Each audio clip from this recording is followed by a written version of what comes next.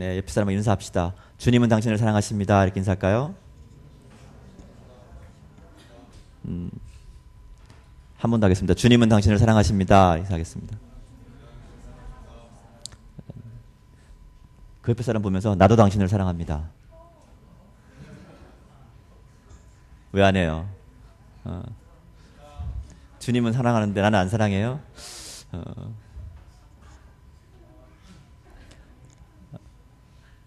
사랑한다는데 이렇게 좋아하는 사람이 별로 없네요. 다들 그냥 이렇게 사랑이 필요 없나요? 오늘 특성 없죠? 특성은 언제나 열려 있습니다. 앞에서 봤겠지만 특성은 꼭 노래를 잘하는 사람이 하는 게 아니라는 걸 분명히 알고 있죠. 그러니까 특성하고 싶은 마음이 생기는 분들은 언제든지 말씀해 주시면 좋겠습니다. 오늘 여러분과 재미있는 영상을 하나 보고 설교를 시작하려고 그래요. 요즘 이게 뜨고 있는 유명한 강사인데요. 한번 이 영상을 보고 또 설교를 시작하도록 하겠습니다. 영상 보여주세요. 안녕하십니까? 네네. 저는 스님의 명쾌한 답변을 듣고 싶어서 저희 언니들과 함께 왔는데요. 제가 대표해서 궁금한 거를 질문 드리겠습니다. 저는 내년이면 10년이 되는데 저희 친정 어머니께서 갑작스러운 사고로 돌아가셨는데요. 엄마를 49제로 절에서 모셨는데 네. 우리가 이렇게 힘들 때나 지금도 마찬가지지만 시댁에서의 어떤 일이나 아니면 남편에 의해서 이렇게 힘들 때마다 친정 엄마를 생각하면서 저희 언니들과 함께 울기도 합니다. 제가 그때 극락왕생을 기도하면서 절을 많이 했는데요. 정말로 궁금한 건 정말 극락이 있는지 정말로 저희 엄마가 거기 계셔서 기다리고 계시는지 정말 오늘 스님께 저희 세자매의 그런 희망스러운 답변을 듣고 가고 싶습니다. 그래 셋이 모아 그래 왔어요.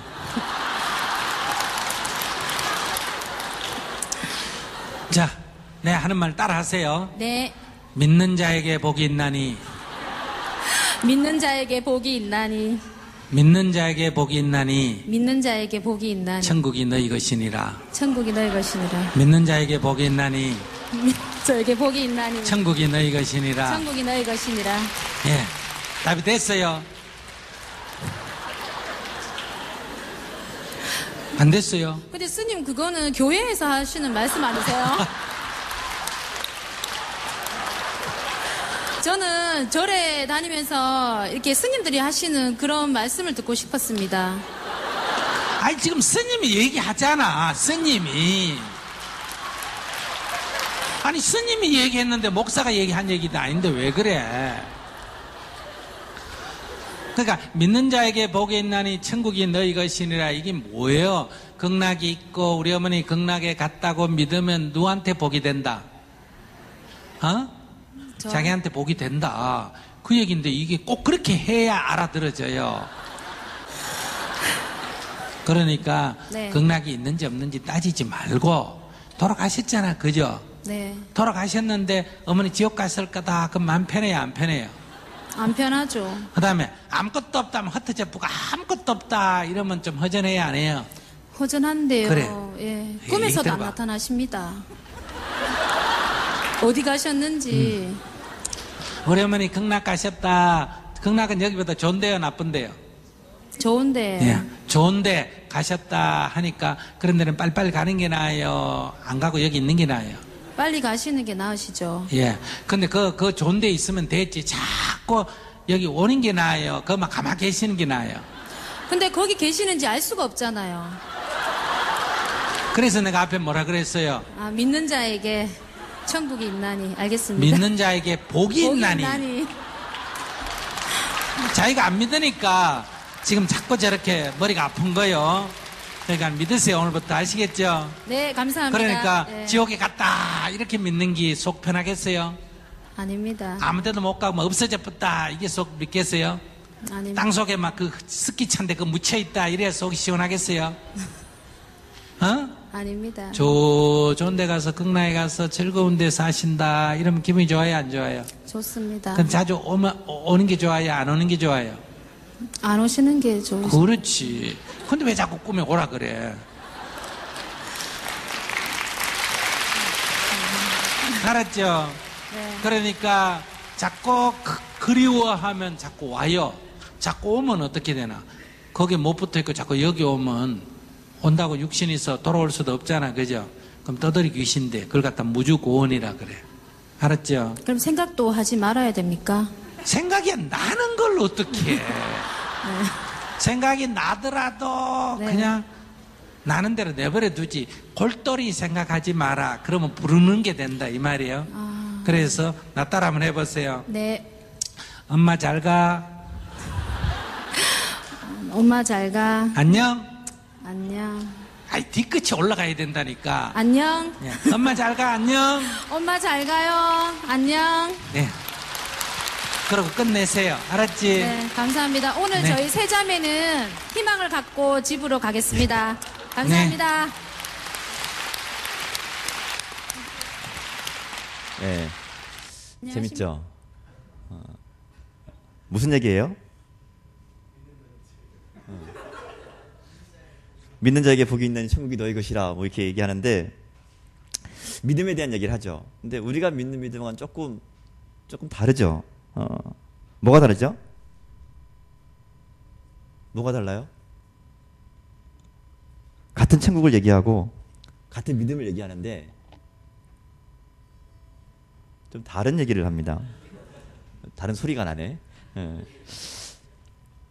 불교에서 말하는 믿음이란 것은 얘기를 들어보면 마음의 평안을 위해서, 그죠? 그렇게 생각하는 게 좋으니까 지옥에 가 있는 것보다 천국에 가 있다고 생각하는 게 좋지 않냐? 그러니까 천국에 가 있다고 생각해라. 그렇게 믿어라. 뭐 이런 말이잖아요. 우리 믿음은 어떤 믿음인가요? 그런 믿음인가요? 여러분 어떤 믿음이에요? 그래도 잘 될 거야. 좋게 생각하면 되지. 뭐 그런 믿음이에요? 긍정적으로 생각하면 하나님 믿으니까 교회 다니니까 다 잘 될 거야. 이렇게 생각하는 믿음인가요? 불교에서 얘기한 믿음이랑 지금 제가 얘기한 믿음은 모두가 마음에 근거한 믿음이죠. 내 마음에 근거한 믿음.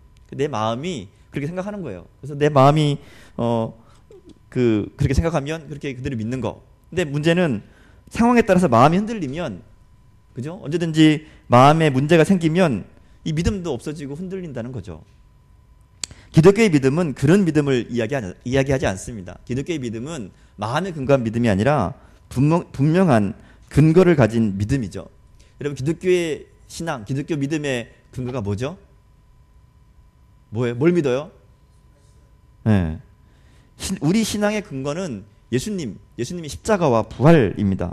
하나님이신 예수님이 이 세상에 오셔서 십자가를 지시고 그 십자가를 통해서 우리 죄가 대속되었고 그리고 죽음에서 살아나신 그 부활을 통해서 우리에게 새 생명을 주셨다.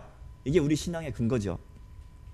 근데 사실은 이 십자가와 부활이라는 사건은 하나의 역사적인 사건이지만 거기에는 더 많은 의미들을 담고 있어요. 아들을 주기까지 우리를 사랑하시는 하나님의 사랑, 그리고 기꺼이 우리를 위해서 십자가의 고통을 감당하시는 예수님의 은혜, 그리고 우리와 함께 하시고 우리를 인도하시는 성령님의 역사하심까지. 십자가와 부활이라는 것은 그야말로 이 하나의 사건이지만 그 사건 속에는 기독교 신앙의 핵심이 담겨 있다는 겁니다. 그래서 우리가 부활절을 굉장히 중요하게 생각하고 십자가와 부활을 강조하는 이유가 거기에 있습니다. 오늘 우리가 읽은 본문은 바로 이 우리의 신앙의 근거인 예수님의 부활, 그 부활의 사건을 전하고 있는 말씀입니다. 오늘 말씀이 조금 길긴 한데 이 말씀을 살펴보면 크게 두 가지 이야기가 기록되어 있습니다. 이 본문 한번 살펴볼까요? 이 본문은 예수님이 부활하신 날 저녁입니다. 그죠? 예수님이 부활하신 날 저녁. 아침부터 무덤으로 달려갔던 여자들, 특히 요한복음은 마리아가 이미 예수님을 만났다 이렇게 기록합니다. 그리고 그 사실을 제자들에게 알렸고 베드로와 요한도 빈 무덤을 가서 보고 확인하고 온 상태입니다.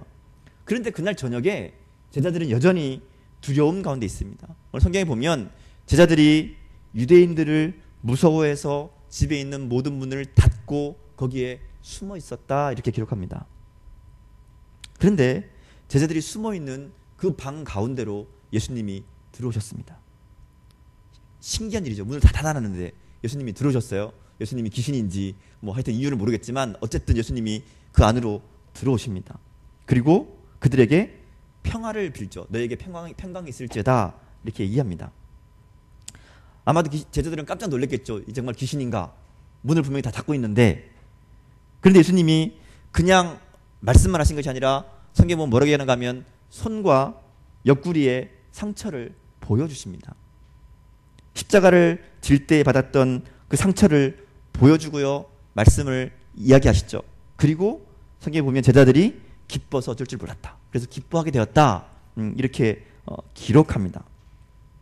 특별히 예수님이 제자들이 오셔서 너에게 평강이 있을지어다 이렇게 말씀하시는 이 평강을 우리가 좀 주의 깊게 봐야 돼요. 왜냐하면 여러분 아시는 것처럼 지금 제자들은 두려움 가운데 있거든요. 그런데 평강이 있을지어다 이렇게 얘기합니다. 근데 이 평강이 있을지어다라는 말은 이제 우리가 잘 아는 것처럼 유대인들의 인사예요. 샬롬은 인사죠. 그런데 이게 그냥 일상적인 인사로서의 하시는 이야기보다 더 큰 의미를 가져요. 왜냐하면 예수님을 본문에 보면 너에게 평강이 있을지어다라는 말을 2번 반복하거든요. 너에게 평강이 있을지어다. 또 너에게 평강이 있을지어다 얘기하시면서 2번에서 반복해서 말씀하셨고, 이것은 예수님이 십자가에 달리기 전 마지막 설교를 생각나게 하시는 말씀이었어요. 예수님 십자가를 지기 전에 무슨 얘기를 하시는가 하면 마지막 설교를 하시면서 너에게 평강에 있을지어다 얘기를 해요. 무슨 얘기를 하면 내가 너에게 주는 평강은, 내가 너에게 주는 평안은 세상에 주는 것과 같지 않다. 그 얘기를 하시거든요. 그것은 환난이나 어려움을 없애주겠다라는 얘기가 아니라 어떠한 상황에서도 함께 하시는 예수님, 도우시고 역사하시는 그 예수님을 인해서 어떠한 상황에서도 흔들리지 않는 평강의 마음을 너에게 주겠다라는 약속이라는 겁니다. 그래서 제자들은 여전히 두려움 가운데, 위협 가운데 있지만, 환경은 하나도 달라진 게 없지만, 그럼에도 불구하고 주님이 그곳에 그들과 함께 계심으로 인해서 기뻐할 수 있었다는 겁니다. 자, 근데 문제는 이 좋은 자리에 도마가 없었다는 겁니다. 성경은 이어지죠. 도마가 없었다. 왜 도마만 없었을까요? 도마 어디 갔을까요? 모든 제자들이 유대인 지도자들을 두려워하고 무서워해서 문을 잠그고 숨어서 모여 있을 때 도마만 그곳에 없었다 이렇게 얘기합니다. 도마 어디 갔을까요? 같이 모여 있으면 잡힐까 봐 혼자 도망갔을까요?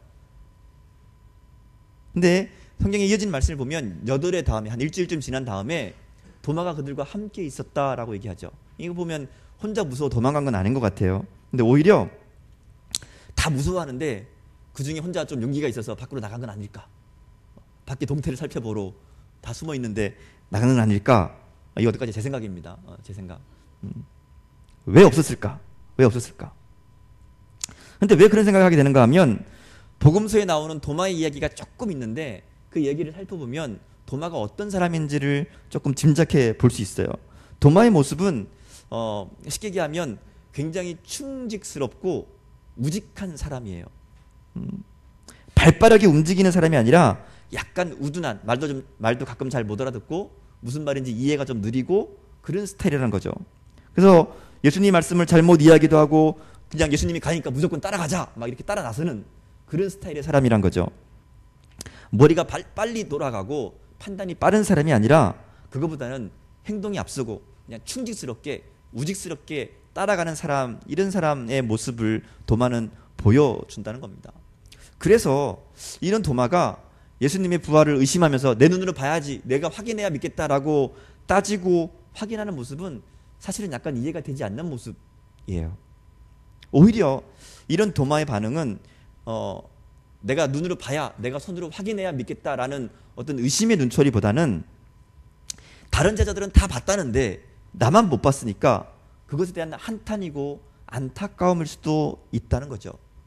다른 이들은 다 보고 예수님의 부활을 믿게 되었는데 나만 못 보고 나만 믿을 수 없으니까 나도 보고 믿고 싶다. 이런 의미는 아닐까? 나도 보면 믿을 수 있었을 텐데 내가 그 자리에 있었으면 나도 부활하신 예수님을 만나고 부활하신 예수님을 믿을 수 있을 텐데 내가 그 자리에 없었으니까, 나는 못 봤으니까 믿을 수 없는 것에 대한 안타까움은 아닐까? 그래서 나도 보면 믿을 수 있을 텐데 이런 말은 아닐까? 이렇게 생각해 봤어요. 왜냐하면 왜 그런가 하면 예수님이 그 다음에 똑같은 상황을 만들어 주세요. 일주일이 지난 다음에 8회가 지난 다음에 똑같이 제자들이 모여 있고 이번엔 거기에 도마도 있었는데 예수님이 똑같이 오시죠. 문도 여전히 닫혀 있었고 그들 가운데 예수님이 서세요. 그리고 너에게 평강이 있을지어다. 똑같이 얘기하세요. 그 다음에 도마에게 한마디 하시죠. 도마야. 그리고 네 손으로 나를 한번 만져봐라. 네가 원했던 것처럼 네 손을 대서 나를 만져보고 내가 정말 부활의 날있나 확인해봐라. 그리고 믿어라. 이렇게 얘기하신다는 거죠. 여러분, 예수님이 부활하셨을 때 그 무덤에서 나오셨을 때 마리아가 예수님을 만났어요. 요한복음에 보면 마리아가 예수님을 만나요. 만났을 때 예수님에게 마리아가 손을 들려고 그래요. 그때 예수님이 손대지 말아라. 아직 손을 만지지 말고 만지지 못하게 말씀하시죠. 이것과는 전혀 다른 모습이에요. 마리아에게는 만지지 못하게 하셨는데 도마에게는 네가 와서 만져봐라. 이렇게 얘기하신다는 거죠. 이것은 예수님이 도마를 위해서 특별한 배려를 해주시는 게 아닐까. 물론 성경은 도마가 직접 만졌는지 안 만졌는지 안 나와 있죠. 아마도 안 만졌지 않겠어요? 보기만 해도 아마 믿을 수 있었을 것 같아요. 왜냐하면 도마가 예수님이 그렇게 말씀하시자마자 딱 한 얘기가 뭐였어요? 나의 주님이시요 나의 하나님이시니다. 이걸 봤을 때 아마도 만지지 않고도 믿었을 것 같아요. 그렇지만 도마는 보지 않고는 믿을 수 없는 그 마음을 솔직하게 이야기했고요. 주님은 그에게 다시 나타나시는 과정을 통해서 누구보다도 흔들리지 않는 믿음, 그리고 분명한 고백을 드릴 수 있는 기회를 만들어 주셨다는 거죠. 그래서 본문에 보면 도마의 고백을 기록하고 있죠. 다른 제자들도 똑같이 부활하신 예수님을 만났지만 아무도 예수님에 대한 고백이 없어요. 그런데 도마만 유일하게 부활하신 예수님을 만나고 그 예수님에 대한 자신의 고백을 하고 있다는 것을 우리는 주의 깊게 봐야 돼요. 오늘 본문에 나의 주님이시요 나의 하나님이시니다 라고 기록되어 있지만 원래 원어를 보면 이게 감탄문이에요. 아, 주님! 이러는 거죠. 그야말로 부활하신 주님 앞에 감격해서 외치는 고백이라는 겁니다. 그래서 이 도마의 고백은 사실은 요한복음의 가장 클라이막스라고 할 수 있어요. 특별히 도마 이야기는 요한복음에만 있는 말씀이에요. 요한이 왜 예수님의 부활을 이렇게 쭉 전하면서 도마의 이야기를 강조했을까? 특별히 도마에게 예수님이 하신 너는 나를 본고로 믿느냐 보지 못하고 믿는 자들은 복되도다 하신 이 말씀을 좀 주목해서 봐야 돼요. 이건 무슨 말인가 하면 보지 못하고 믿는 것이 보고 믿는 것보다 좋다 뭐 이런 의미가 아니에요. 또 보지 못하고 믿는 자가 복되다고 해서 무조건 믿어라 이것도 아니에요. 기독교의 믿음은 무조건 믿는 맹목적인 믿음이 아니죠. 무조건 믿는 것 아니에요. 교회가 믿음을 강조하니까 세상 사람들이 교회를 비꼬아서 말하면서 무조건 믿어 뭐 이렇게 얘기하지만 사실은 기독교의 믿음은 절대로 무조건 믿음이 아니죠. 오히려 분명한 진리에 근거하는 믿음, 그것이 기독교의 신앙입니다. 이 말씀을 좀 더 잘 이해하려면 이 말씀이 기록되고 또 이 말씀이 전해지던 당시의 상황을 우리가 좀 이해할 필요가 있어요. 요한복음은 복음서 중에 제일 늦게 기록된 말씀입니다. 그래서 우리가 보통 이게 학자들이 보기를 한 기원 후 100년 정도에 기록되지 않았을까 이렇게 봅니다. 그러면 예수님의 십자가, 예수님이 부활이 있은 후 적어도 60년, 70년 정도 시간이 지난 다음이죠. 이 정도 시간이 지났으면 예수님을 따르던 제자들은 다 죽었죠. 예수님의 부활을 경험한 사람들은 이제 이 세상에 거의 남아있지 않게 됩니다. 이런 상황은 당시 교회의 위기가 될 수 있어요. 여러분 한번 생각해 보십시오. 예수님을 만나고 예수님께 배우고 예수님의 말씀을 듣고 예수님을 따라다니고 부활하신 예수님을 직접 만났던 이 사도들이 살아있을 때와 그런 사람들이 다 죽은 다음에 어떻게 달라질까요? 예수님의 부활에 대한 신앙이 더 나가서 예수님에 대한 신앙이 흔들릴 수도 있는 상황이 된다는 거죠. 왜냐하면 더 이상 예수님을 만나고 예수님께 배웠고 그리고 예수님의 부활을 경험한 사람들이 없기 때문에. 그래서 나를 보지 않고 믿는 사람은 오히려 복되다 하는 이 말씀은 바로 이런 상황을 우리가 전제하고 읽어봐야 된다는 겁니다. 근데 이런 상황은 오늘 우리에게도 똑같이 적용되죠. 오늘 우리는 예수님을 직접 만나보지 못하죠. 부활하신 예수님을 우리 눈으로 만날 수 없고 우리 손으로 만질 수 없습니다. 그럼에도 불구하고 주님은 부활하신 분이고 하나님의 아들이라는 사실을 우리는 믿죠. 아니, 믿어야 합니다. 그래서 그런 우리에게 이 도마 이야기는 굉장히 강력한 도전이 됩니다. 예수님이 도마에게 하신 말씀, 너는 나를 본고로 믿느냐? 보지 못하고 믿는 자들은 복되도다. 이 말씀은 어쩌면 예수님을 더 이상 육신의 눈으로 볼 수 없는 우리들을 위해서 준비해 놓으신 말씀이 아닐까. 우린 더 이상 예수님의 부활을 눈으로 볼 수 없죠. 그러나 믿어야 됩니다. 보지 않고 믿어야 되는데 그럼 어떻게 믿어야 되는가? 그래서 예수님은 도마 이야기를 통해서 부활을 보지 못하고 믿어야 되는 우리들을 향해서 도마를 만나주시는 그 은혜의 사건을 준비하고 계시다는 겁니다.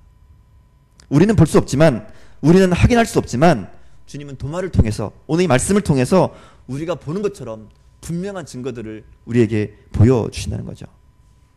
이 기독교의 신앙은 사실은 이 사도들이 부활의 주님을 직접 보고 믿었다는 사실에서 시작하죠. 그리고 그들의 경험이 지난 2000년 동안 역사를 통해서 기독교를 성장시키고 이렇게 발전시켜온 밑바탕이 되었던 거죠. 사도들은 부활하신 주님을 직접 보고 믿은 사람들입니다. 그리고 그들의 증언을 통해서, 그들이 기록한 말씀들을 통해서 더 이상 볼 수 없는 우리들에게 보지 않고 믿는 것이 더 복되다라는 메시지를 오늘 전하고 있다는 겁니다. 주님은 믿을 마음이 없는 사람에게 절대로 표적을 보여주지 않습니다. 예수님이 생애 내내 이 마귀와 사람들에게 요청받았던 것이 표적을 통해서 너를 한번 증명해봐라, 나를 설득시켜봐라, 네가 메시아인 것을, 하나님의 아들인 것을 나타내봐라, 능력을 좀 보여봐라 요구하지만 주님은 절대로 그런 요구에 응답하지 않으시죠. 오히려 주님이 표적을 나타내실 때는 언제였는가 하면 믿을 마음이 있는 자들에게 믿음의 확신을 주시기 위해서 표적을 보여주신다는 겁니다. 증거보다 신뢰가 먼저라는 거죠. 우리가 믿음으로 바라보면 거기에 증거가 있습니다. 이것이 주님의 방법입니다. 주님은 보는 것보다 먼저 믿는 것을 말하죠. 그래서 보지 못하고 믿는 것이 더 복되다 말씀합니다. 이 말씀을 한 다음에 요한은 도마 이야기를 쭉 적은 다음에 흔치 않게 직접적으로 독자들에게 이야기합니다. 30절 31절 말씀인데요. 그러니까 쭉 얘기를 하다가 갑자기 이제 말하자면 저자가 독자들에게 얘기하는 거예요. 그런데 예수께서 이 제자들 앞에서 이 책에 기록되지 않은 다른 표적도 많이 행하셨지만 내가 이것을 기록하는 것은, 이렇게 얘기하죠. 말하자면 이 기록한 목적을 직접 독자들에게 이야기합니다. 뭐라고 얘기하죠? 이 책을 기록한 목적이 뭐라고 그래요? 뭐라고 얘기해요? 예수께서 하나님의 아들 그리스도이심을 믿게 하고, 그리고 그 이름을 힘입어서 너희가 생명을 얻게 하기 위해서. 예수님은 더 이상 우리들과 육신으로 함께 하시지 않죠. 그러나 우리는 주님을 만난 제자들의 증언, 그리고 그것들을 기록한 말씀, 또 예수님의 행적들을 기록한 말씀들을 통해서 예수님의 부활의 사건과 역사하심을 오늘 지금 만날 수 있다는 겁니다. 이것이 우리의 믿음의 근거가 되는 거예요. 그리고 믿음의 눈을 가진 사람들은 오늘 말씀을 통해서 동일하게 제자들에게 역사하셨던 그 역사하심으로 오늘 우리 가운데 역사하시는 하나님의 능력을 발견하게 된다는 거죠. 구체적인 것이 보이지 않는다고 해서 불안해하지 마십시오. 손에 잡히는 것이 없다고 해서 걱정하지 마십시오. 하나님에게 확증을 달라고 구하지 마십시오. 나를 위한 분명한 사랑을, 그리고 변함없는 사랑을 말씀하시는 하나님의 말씀에 한번 귀를 기울여 보시기 바랍니다. 그러면 그 말씀 속에서 나를 향한 변함없는 사랑을 약속하시는 하나님의 음성을 발견할 수 있습니다. 그럼 거기에서 흔들리지 않는 믿음을 우리는 선물로 받게 될 것입니다. 그리고 그 믿음을 통해 우리의 삶에 하나님의 역사하심이, 또 믿음의 증거들이 나타나게 될 것입니다. 나를 향한 주님의 사랑이라는 이 분명한 믿음의 근거를 가지고 오늘도 승리하는, 도마 이야기를 보며 우리에게 주님의 확실한 증거를 보여주시고 우리에게 믿음을 갖게 하시는 그 주님의 사랑, 그 사랑을 붙잡고 오늘도 믿음으로 승리하는 저 여러분의 삶이 될 수 있기를 간절히 축원합니다. 함께 기도하겠습니다.